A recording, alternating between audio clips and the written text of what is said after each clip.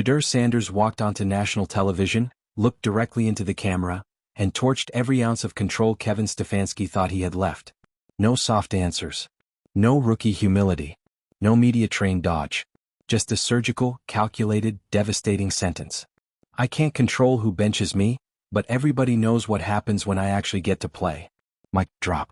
And in that single moment, the balance of power inside the Cleveland Browns locker room snapped.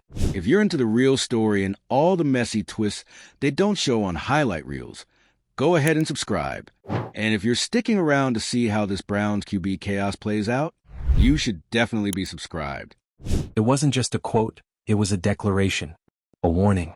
A truth bomb so radioactive it sent ESPN's control room scrambling, set Twitter, and Threads and TikTok and your uncle's group chat on fire, and left Kevin Stefanski looking like a substitute teacher trying to enforce rules in a class that's already walked out.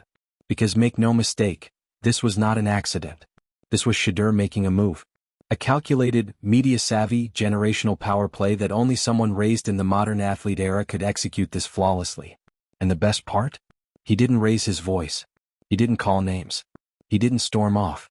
He didn't need to. He knew all he had to do was speak his truth, and let the numbers, the fan base, and the locker room back him up. And oh, they did. Stefanski? Completely blindsided. The look on his face during the post-game presser? That dazed, blinking stare? That was a man who just realized the entire stadium turned on him in real time. Because in the span of a 15-second clip, Shadur accomplished what 1,000 tweets and talk shows couldn't. He exposed the lie. The lie that this quarterback room is about competition. The lie that he's not ready. The lie that keeping him on the bench is what's best for the team. All of it? Burned to the ground by a quarterback who's had enough of the silence, enough of the fake smiles, and more than enough of the narrative control. And the NFL noticed. So did the players. So did ownership. Let's talk fallout. Because this wasn't just a spicy quote, this was a catalyst. The second it aired, the phone started ringing.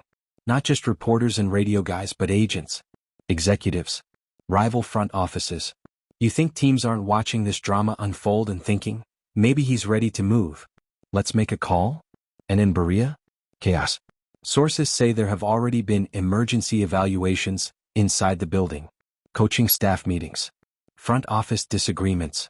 Ownership asking very uncomfortable questions like, why is our most marketable and statistically superior quarterback calling us out on national TV? Because that quote? It wasn't some random outburst. It was strategy. Shedeur Sanders didn't just make a statement. He executed a perfectly timed, expertly delivered chess move. And now the Browns' top brass are realizing they've been playing checkers the whole time. And the fans? They're loving it. Browns Nation is rallying behind Sanders like never before. Jersey sales? Spiking. Hashtags. Trending. Comment sections? A war zone. You've got younger fans posting highlight compilations with captions like, "Let him cook." You've got former players quietly retweeting the clip with eyes emojis. You've even got current Browns players liking posts in support of Sanders. And don't think for a second Stefanski isn't noticing. Because this isn't just one player getting mouthy. This is a movement. And it's rooted in something bigger than stats or playing time. It's about control. Voice. Power. Welcome to the generational divide, NFL style. On one side, Kevin Stefanski. Old school. System first. Buttoned up. Believes in waiting your turn, in commanding the locker room, in doing things the right way. On the other side, Shedeur Sanders. Young. Strategic. Media savvy. Believes in results, in authenticity, and in calling it like it is. You can almost hear the clash echoing through every locker room in the league. This is the new NFL. Where players don't just play, they own their narrative. They challenge authority. They speak out. And when they're good enough, they get away with it. Shadur isn't the first. He's just the most explosive example yet. Because unlike some rookies, Shadur has leverage. He has the game tape. He has the pedigree. He has the brand. And now, he has the people. Let's talk numbers, because the tape doesn't lie. Even with limited snaps, Shedur's metrics are undeniable. Higher completion percentage than the current starter. Better yards per attempt. Fewer turnovers. More red zone conversions in simulated scrimmages. His drive efficiency in limited preseason action? Top 10 among rookies. This isn't a wait-and-see situation. This is a why isn't he starting crisis. And now the guy who's not getting reps just publicly embarrassed the guy who's calling the shots. If you're Kevin Stefanski, what's your next move? Because you've lost the narrative. You've lost the fans. And based on some of the body language and practice footage, you might be losing the locker room too. Here's where this gets really dangerous for the Browns. This isn't just a moment. It's a turning point. From here they can either lean in, give Shadur the start, rewrite the narrative, salvage the relationship, and maybe even win the division in the process. Or they can try to reassert control. Bench him harder. Double down. Respin the story. Re-emphasize process. Spoiler alert, the second option? Guaranteed mutiny. The fans won't buy it. The players won't respect it. And Shadur? He's already outgrown it. The NFL is changing, fast. And what happened on ESPN wasn't just a headline. It was a signal. It said, "We're not waiting. We're not asking. We're taking back the mic." Shadur isn't just playing quarterback. He's shaping the conversation. He's reframing leadership. And in doing so, he's making the Browns and the league reconsider what readiness really means. Because if this kid isn't ready, then what does that make everyone else? So now it's Cleveland's move. Do you silence him or unleash him? Do you protect your ego or ignite your future? Do you cling to the past or ride the wave that's already crashing through your front door? Because make no mistake, the Sanders era is coming. And after what we just saw on live television, there's no stopping it now. Let us know in the comments, is Shadur Sanders justified? Should Stefanski be on the hot seat? And what's next for Cleveland? Revolution or regression? And if you're here for every twist in this quarterback coup, hit that subscribe button. Because the NFL isn't just about football anymore. It's about power. And right now, Shedur's got it. Shadur Sanders didn't just speak his mind, he sparked a fire. And you can feel the heat radiating from every corner of the league. Let's stop pretending this was some off-the-cuff, emotional rookie moment. This was chess, not checkers. Shedur's not just playing football anymore, he's playing the game. The NFL game. The media game. The politics of power and position game. And guess what? He's winning. That quote, "I can't control who benches me, but everybody knows what happens when I actually get to play," that wasn't just a jab at Kevin Stefanski. It was a challenge to the entire power structure in Cleveland. A signal flare launched in the middle of a storm. And it hit the target. Because now, Stefanski looks rattled. He's out here giving non-answers to direct questions, visibly agitated, dodging like he's trying to avoid a sack in a collapsing pocket. Reporters are circling like sharks. Team officials are scrambling to reframe the message. Ownership is suddenly involved. And the locker room? It's divided. You've got veterans who still believe in the chain of command. Coaches make the calls, rookies fall in line. But you've also got a new wave of players, the TikTok generation, the Instagram-era athletes, who understand that power isn't just what you're given. It's what you can take, hold, and own publicly. And Shadur? He just took his. He grabbed the mic. He didn't wait for a post-game presser. He didn't ask permission. He went on live television and with a single sentence he told the world, "I know what I am even if they don't want to admit it." That's revolutionary. And what's wild is how prepared he was for this moment. Most rookies wouldn't dare bite the hand that signs their checks, especially not publicly. But Shadur? He's been coached by primetime his entire life. This wasn't just bold, it was engineered. This was legacy building in real time. And let's be real, Shedur's not wrong. Look at the numbers. Look at the film. Look at the energy shift when he's on the field, even for a series. The offense moves. The passes are sharp. The tempo picks up. The defense responds. The crowd, even in limited preseason action, came alive. And yet he's benched. Why? Because in Cleveland, the real battle isn't on the field, it's in the building. And Shadur just broke the unwritten rule. Don't speak out until they let you in. Well, too late. Now the Browns have a decision to make. And let me be crystal clear, this is no longer just about quarterback depth charts. This is about the future of their franchise, the credibility of their leadership, and the identity of who they are in the modern NFL. Do they embrace the moment?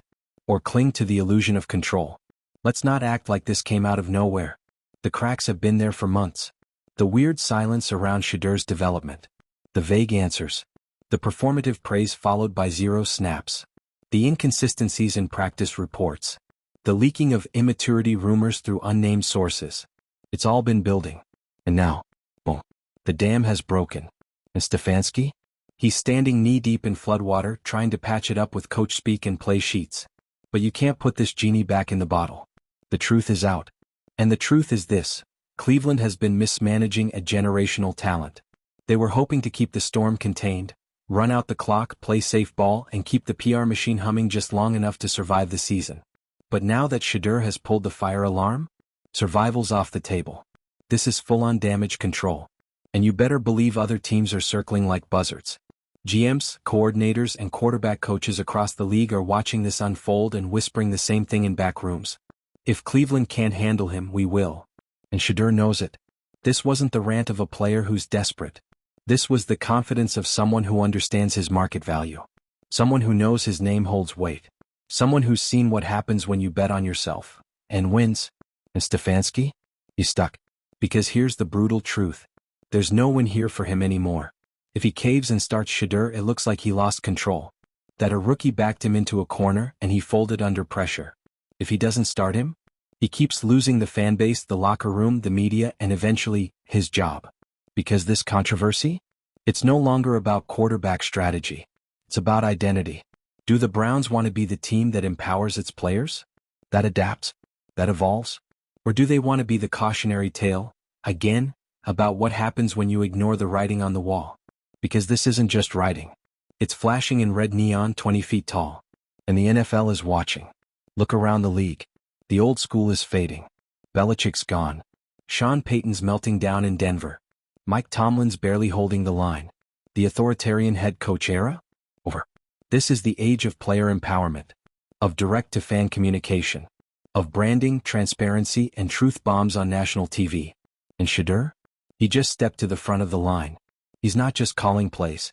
He's calling out the system. And if the Browns can't keep up, they'll be left behind. So here we are. The stage is set. The locker room is buzzing. The fanbase is restless. The league is circling. And Shedeur Sanders? He's standing in the spotlight, calm as ever. Because he's not waiting for permission anymore. He already took it. The only question left is, what are the Browns going to do about it? Let us know in the comments. Should Shedeur start? Is Stefanski on borrowed time? And is this the beginning of a new era for NFL quarterbacks? If you're still here, still riding the wave, and still watching this thing explode in real time, you know what to do. Hit subscribe. Turn on alerts. Because this story? It's not just news. It's history. And you're watching it live. You want to see power shift in action? This is it. Shedeur Sanders' words, "I can't control who benches me, but everybody knows what happens when I actually get to play." That wasn't a slip. That was incitement. To action. To change. And the reaction has been merciless. For Cleveland, for Stefanski, for anyone who thought they could keep this trumped-up narrative going. Right after that soundbite dropped, everything changed. The tone in interviews changed. The grill in local sports radio? Turned up to volcanic. The pressers? Awkward. Silence from the coaching staff. Defensive wordsmithing from the PR crew. Kevin Stefanski trying to shore up his position without looking like he's shaken. And you can tell, there's fear. Because what Shedeur did was simple. He didn't ask. He stated. He declared. And his declaration forced a response from everyone else. Let's talk about gingerly. Every time Stefanski speaks now, you can almost see him watching the tape of that moment. Trying to control the narrative, trying to reel things back. But can you reel back a bullet once it's fired? Not without leaving a scar. Meanwhile, inside the locker room, the dynamics are shifting. Teams don't win when their best player is publicly at odds with their coach. Teams don't win when the fans feel the energy is being stifled. Shedeur has lit a fuse, one that's fanning out in every direction. Teammates are keeping their phones open, showing support, quietly aligning. Some of them are frustrated. Some are angry. Some are watching Shedeur's path and wondering how their own situations might look if they had the guts to speak. It changes the culture. Slowly but inevitably. Cleveland's front office? They're caught between a rock and a media monsoon. If they say nothing, they look complicit. If they say too much, they bow to pressure. And fans smell that sweet, sweet tension. They sense the power is tilting. They sense Shedeur isn't just a rookie or a bench warmer anymore. He's a litmus test. What does this mean for Stefanski? His control is eroding. And in football, when the coach loses control of the locker room, the fans, and the narrative, he starts walking a tightrope. Any misstep now will be magnified. Any offense stalling, any conservative call that backfires, they'll trace it back to this moment. People will wonder, was the hesitation about strategy? Or about suppressing Shedeur? Then there's the media. The headlines are brutal. Bench drama. Quarterback mutiny. player versus coach. And when the national media picks up a local controversy, it becomes less about Cleveland and more about what it says about the NFL's evolving power dynamics. Because more young players than ever are willing to push back.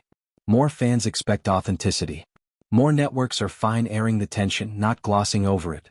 And the thing is, Shadur doesn't even need to win the job today. He just needs the chance. Every snap counts now. Every play that shows his talent validated publicly pushes the momentum. If he performs, it won't matter how he got there. It'll matter that he proved it. So what are Cleveland's choices realistically? Option A, they respond. Start him. Let him earn his reps. Build the offense around what he does well. Admit publicly the criticism was fair, that player feedback matters. That the team believes in his words and his talent. Option B, they resist. Bench him more. Spin the narrative. Claim readiness isn't there. Claim he needs more time. But risk backlash. Risk losing the fan base. Risk collapse of morale in the locker room. Risk becoming the team that had a generational talent and suffocated him. It's never been more clear. This isn't just about winning games. It's about legacy. It's about identity. It's about whether the Browns want to be remembered as the team that flexed its power over its players, or as the team that empowered its future. Let's wrap with a reminder, talk is cheap, but visibility is power. Shedeur just made his visibility his power. When words on live TV echo louder than the coach's playbook, you know something seismic is happening. Keep an eye on the next few weeks. The snaps he gets. The pressure Stefanski holds. The fan reactions. The media narratives. Because that's where this explodes, or gets buried. First, there's the narrative reversal. For weeks, months even, the Browns and their media allies have been pushing the same story. Shedeur's still learning, needs more polish, not quite ready to lead. That storyline was meant to defend the inaction. To give cover. To make patience seem noble. To make the delay feel like part of the process, not neglect. But Shedeur just shattered it. With one line. What? On national TV. What he essentially said was, I know exactly who I am when I play. You know it too. The problem isn't my talent. The problem is the barriers being built in front of me. That flips the entire burden of proof. Before, the team could say, give him time. Now they have to either show he deserves more time, or admit they've mishandled something. There's no walking this back. Second, there's trust. Once that cracks, everything else leaks. Fans begin to suspect that every excuse, every generic statement, every he'll be ready soon, every we believe in our QB room, those might just be veneers. And fans hate veneers. They want truth. They want transparency. And if it starts to feel like false advertising, like you've marketed Shedeur's potential all along without delivering, you lose the franchise's credibility not just with fans but with future players and agents. Imagine being a high school kid picking a college because you believe the coach gives you a chance. Or a college player choosing an NFL suitor who says, we'll develop you. And then you watch Shedeur's story and go, wait, they said all that but didn't do it. Those ripple effects matter. Third, there's legacy, for Shedeur. He's steering this moment like a captain steering a ship in rough seas. Every second he's visible, heard, measured, even the ones people critique, is part of an argument, that he was always ready. That the real delay was never about him. It was about the system around him. These aren't just pro forma comments for a press cycle. This is him staking a claim. Creating space. Securing his brand. And in an era when athlete identity online, in media, off the field, is as vital as performance on it, this matters. Fourth, internal dynamics in the team are now volatile. Locker rooms don't operate well under mixed signals. You're benching someone who's calling you out. You're asking other players to toe a line while everyone else sees the inefficiency. You're asking coaches to say one thing while their peers might believe something else. You're asking staff to obey a narrative under pressure. That tension? It doesn't stay quiet. You'll see it in drop-offs in practice. In coaching errors. In teammates who stop believing the messages from above. In media leaks. In breakdowns in communication. When a player starts believing the system is against them, it shifts from not enough reps to why bother when they don't believe? Fifth, league-wide unrest. Everywhere in the NFL, younger players are watching this and learning. They see Shedeur articulate frustration in public. They see how power dynamics can be challenged. And some will take notes. Agents will take notes. GMs will take notes. Because the best players always want control over their stories. They want leverage. And in a world where social media gives athletes direct lines to fans, direct lines to culture, the old guard of sit down, don't question, is looking more fragile. So what's next? There are a couple of forks in the road ahead for Cleveland and for Shedeur. Path A through radical course correction. Cleveland's front office realizes the storm is more harmful than the risk of admitting mistakes. They pivot. They publicly praise Shedeur's quote, or at least embrace it. Give him starter reps, adjust the offense around his strengths. They communicate that yes, they hear him, they believe in what he said, and they will act. They might rework coaching roles, shift some responsibilities, bring in mentors or quarterback specialists. Maybe Stefanski gives more real opportunity. Maybe the PR messaging changes from process to performance. This path is painful, admitting missteps, changing plans, possibly ruffling internal feathers, but it salvages something greater: trust. It gives Shedeur the chance he's been calling for. It sends a message to fans and league that Cleveland isn't going to hide.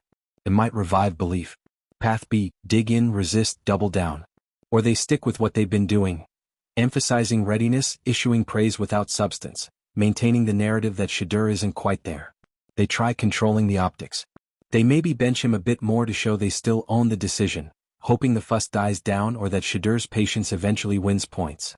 But this route has serious risks. The messiness will get worse. The fanbase will get louder. The media won't let go. Internal tensions will become leaks and dissent. Shedeur's reputation will still grow, but outside of Cleveland. He may get traded or force the issue. And Cleveland might be left watching someone they drafted become someone else's star. Either way, neither path is safe or easy. Because what Shedeur's move did is shift the equilibrium. He's shown willingness to speak, to make risk, to force the hand of leadership. That gives him power. And once a player has earned power in that way, leadership can't just ignore it without consequences. Let's talk stakes. If Cleveland corrects, they could reshape their franchise identity. They could become the team that got it right. They could rebuild trust, rally fans, attract more talent, show they aren't just marketers, they're builders. If Cleveland resists, they could fracture. They could lose Shedeur. They could burn relationships. They could become a cautionary tale. And in the NFL, cautionary tales tend to be forgotten in stat sheets or missed opportunities, but the reputational damage is real and lasting. For Shedeur, the stakes are high too. If he gets the shot and performs, his star rises exponentially. If he doesn't get the shot, or gets it but still limited, he still looks like the guy who called out injustice, said what everyone knew, and possibly paid a career cost for doing so. Sometimes that cost becomes part of the legend. Here's the thing, the NFL tends to favor stories. Stories of rebellion. Stories of truth. Stories where someone comes up, breaks the mold, forces change. Shedeur just authored one. And whether Cleveland embraces the change or fights it, the world's watching. Because this is no longer, maybe someday he'll be starter material. This is, he demands it now, and he has reason to demand it.